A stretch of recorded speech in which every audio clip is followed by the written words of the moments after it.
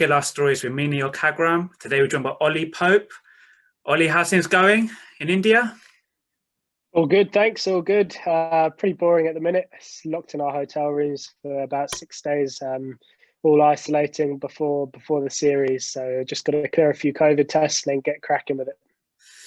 Let's take it all the way back with yourself. What is your earliest memories of the sport?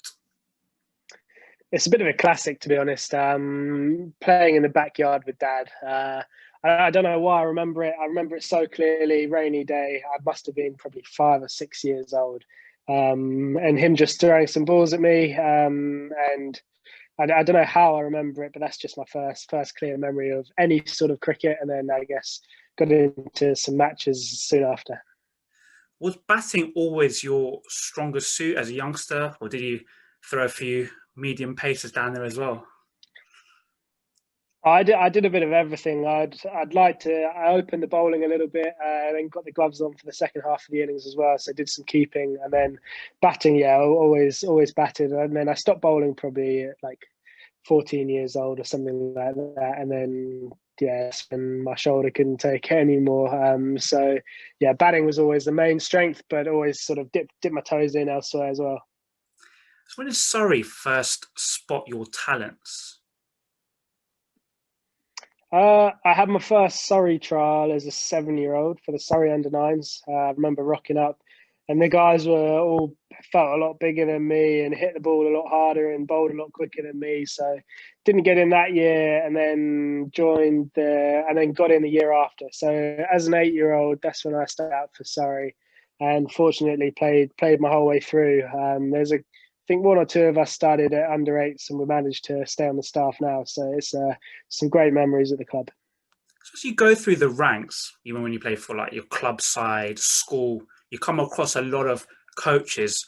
Was there one particular coach that kind of stood out for you that really guided you and helped you at the early stage of your cricketing journey? It's a tough one. I think at such a young age, until you're sort of old enough to really understand the game yourself, you sort of do what you're told. I think I worked with a guy called Sid. We obviously spoke about him earlier, and probably till I was about 12 years old. Then after that, a guy called Neil Stewart, Alex Stewart's brother, actually, I worked closely with him, and he was great for me. And then my school coach as well was a massive influence. He devoted a lot of hours into throwing balls at me and putting balls in a bowling machine to me. So that was sort of the main guys, but they've all sort of had their fair share of help for me on the way. And then when you signed your professional contract for Surrey, were you 18 years old? Am I correct in saying? At that I think so, stage, yeah. yeah, at that stage, did you see your game more suited to the shorter or the longer form? At that time, probably the longer form. I broke in. What was my first game? Was a semi-final against Yorkshire in a 50-over game. So I first got picked in the white ball stuff. Did okay. Didn't light it up by any means, and then got picked in the red ball stuff the season after. And then I guess my red ball game sort of accelerated a little bit quicker than my white ball game, and opportunities on the next level have popped up on the red ball stage. But still like to think my white ball game is good enough one day to sort of break through as well. But yeah, I guess when I first broke in, the white ball probably was the sort of the ramps and stuff were my strength. Yeah, so obviously you're of an age where kind of T20 cricket has been embedded in you just from the start. Do you ever feel just when you're coming through the ranks that you kind of had to be a bit more expansive, kind of catch the eye of coaches, or was it always your kind of thing where you just felt like if you stick to your core principles of batting, then your talent will kind of shine through? What were your thoughts? Absolutely, I think the core principles are what's going to get you to the top. I think the rest of the stuff, for example, those reverse sort of sweeps and those reverse paddles, I've tried it more times in games than I probably have in a net. So I think that's sort of natural ability and a bit of instinct. So I think the core is the most important thing for any young batter. Sort of get a good defense. You look at the best sort of 4 or 5 batters in the world; they've got great defense, and then they base their game around that. And then the trick shots, as they call them, can come in a little bit later.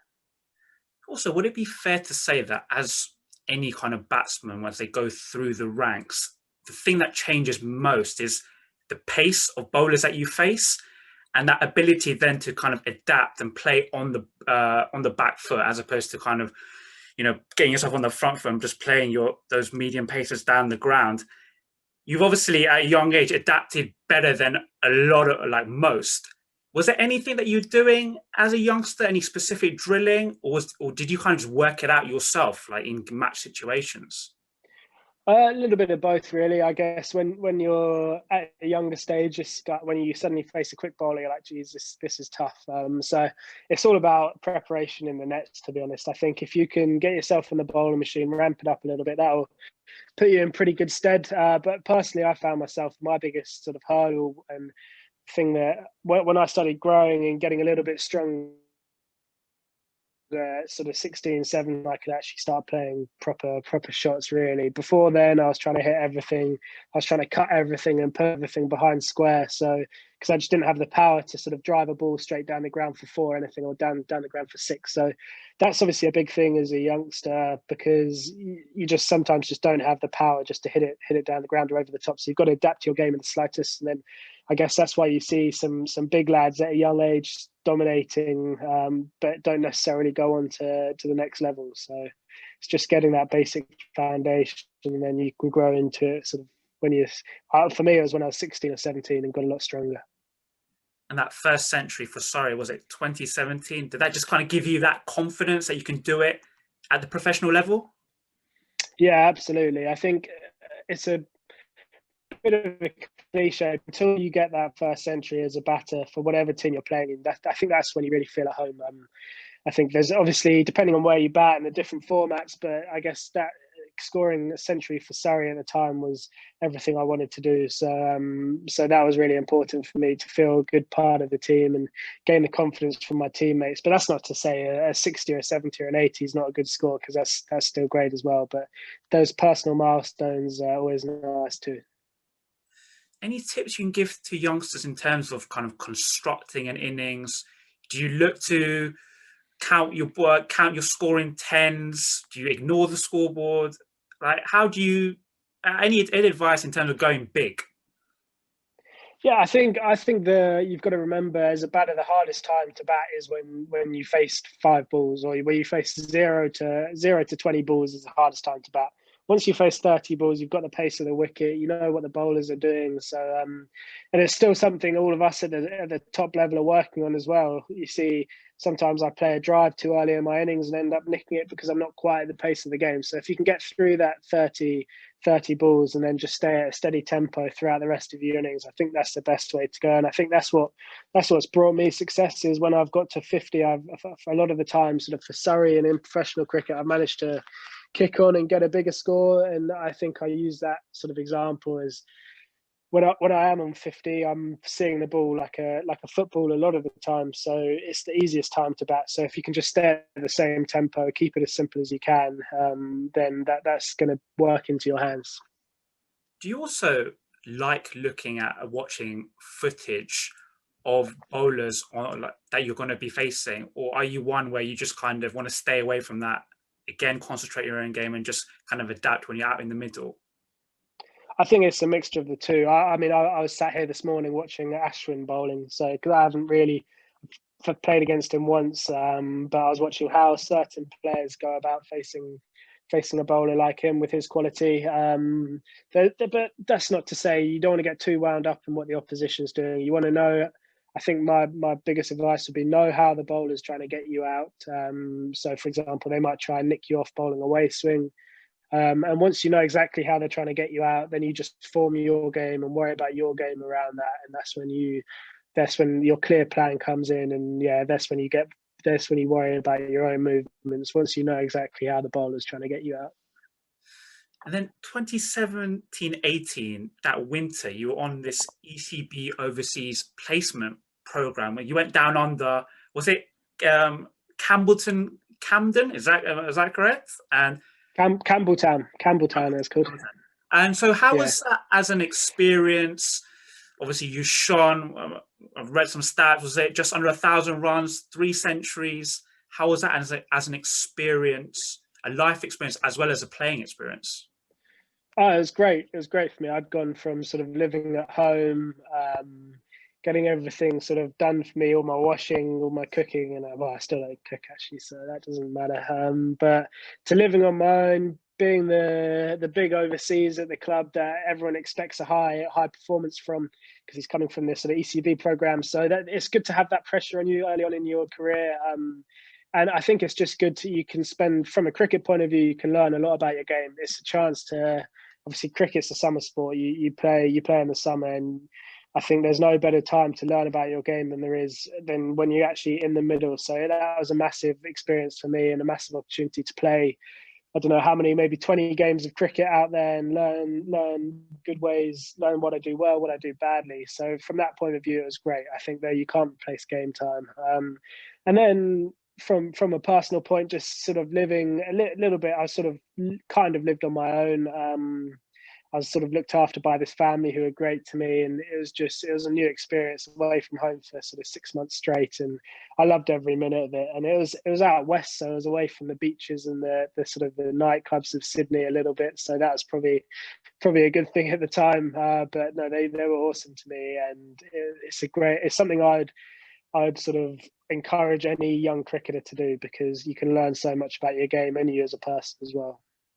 Yeah, obviously, I was going to ask then, once obviously when this pandemic is over, is that something you'd encourage players to go out there, play in different conditions, something that will kind of, stand you well as you go down the track in your professional career? Yeah, absolutely. I mean, when was it? Last winter, did my shoulder in the summer, so missed a fair bit of cricket and wasn't really sure if I was going to get picked for any sides in the winter. So I'd already planned to go out again and do the whole thing again. Luckily, I was picked in the England side again, which was great. But that was my fallback was going to be go out and just play some more grade cricket in Sydney. So I couldn't speak more highly of the whole sort of experience. So I think it's great for any young player, if they can, then to try and get the name in the hat and do it. And then 2018, when you come back home, Surrey win the championship that year. You're averaging 70 odd with the bat. How much confidence did you enter that season with? What clicked for you? Obviously, you were still a young man then. What clicked for you when you reflect on that season? I think just what I had learned in the winter was a big part of it. I remember going into that first game against Hampshire, and I was pretty nervous, just because I still hadn't played a massive amount for Surrey. I was still nervous. I remember getting a scratchy 30 in the first innings and then getting 140 in the second. And that was only my second century. But suddenly after that, people were writing saying I should get picked for England. So I was like, this all feels a bit too rushed and too hurried. And luckily kept on having a good season for Surrey, and we won that championship, which was amazing. But couldn't tell you exactly what clicked. I think I just found a good rhythm, found a good way of batting, and just stuck with it and tried to stay sort of as level as I can throughout that season, which was very enjoyable. Yeah, that year you also got the England call.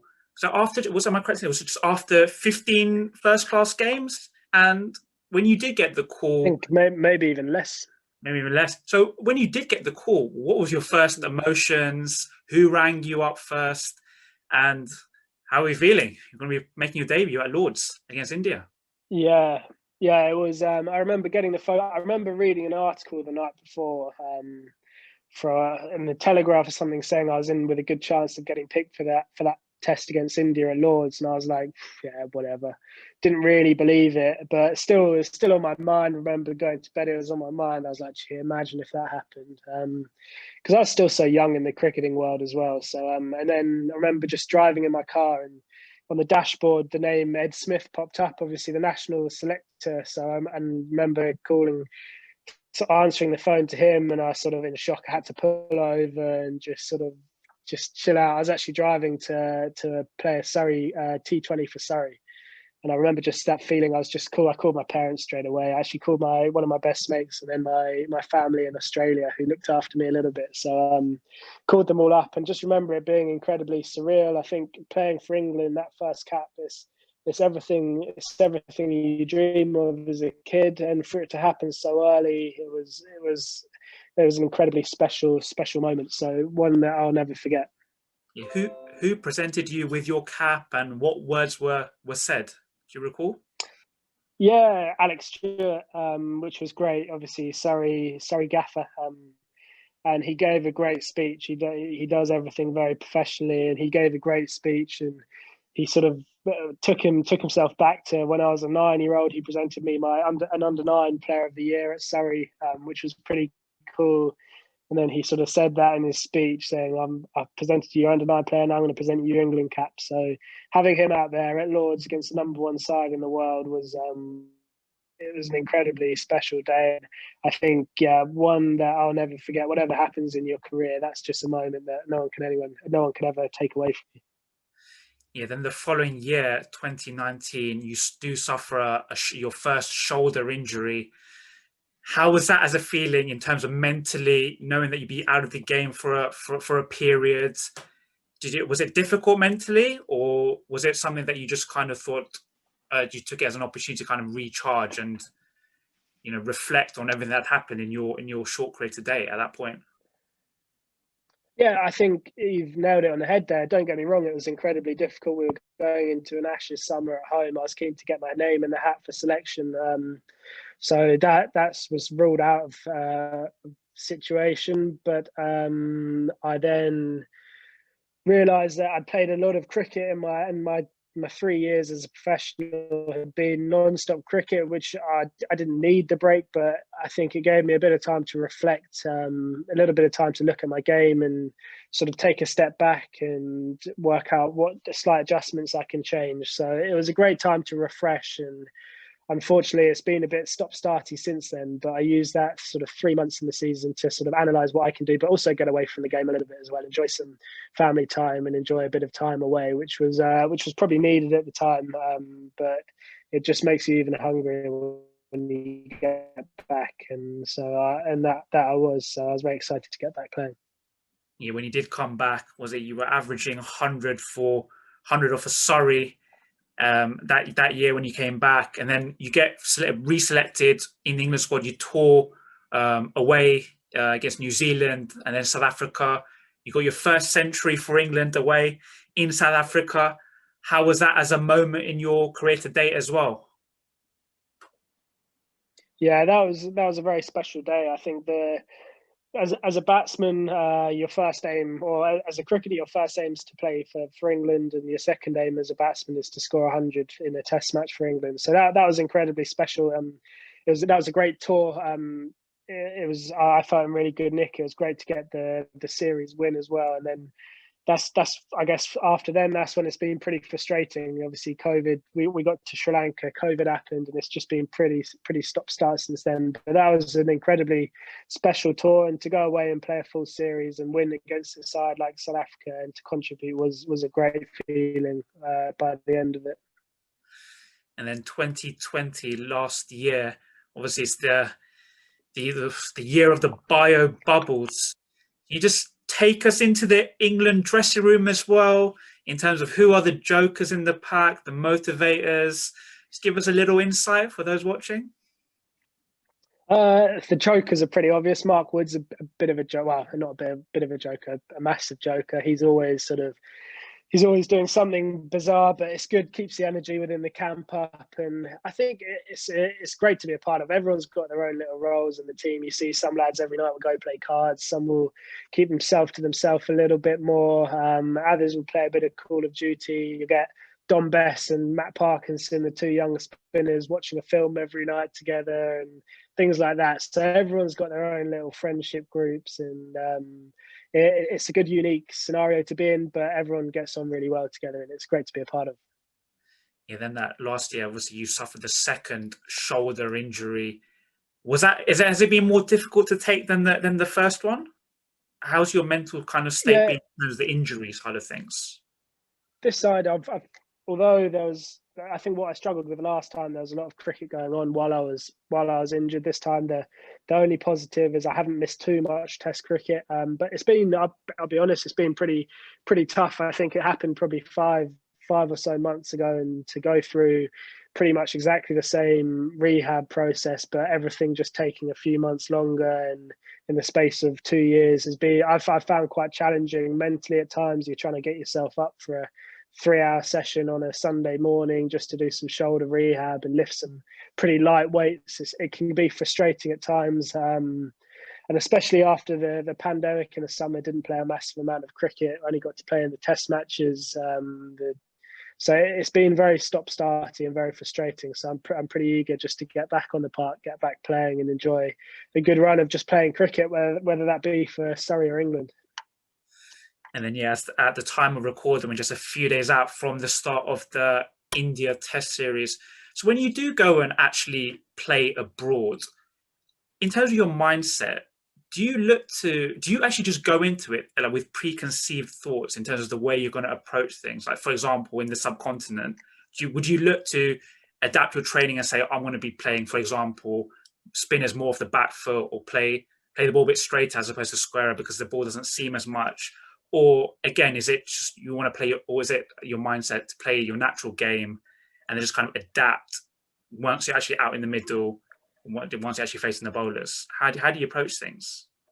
Yeah, I think the main thing is you've got to prepare and you've got to be proactive in your thinking. Obviously, we've just seen the boys out in Sri Lanka playing, and you saw what brought success and what brought sort of struggles. And everyone's got their own way of playing, and I think it's very important when you get into new conditions, you do your research, you speak to the right people, and you go in with a very, very clear game plan of how you're going to face each bowler. And of course, you've got to react depending on the pitch and how the pitch reacts.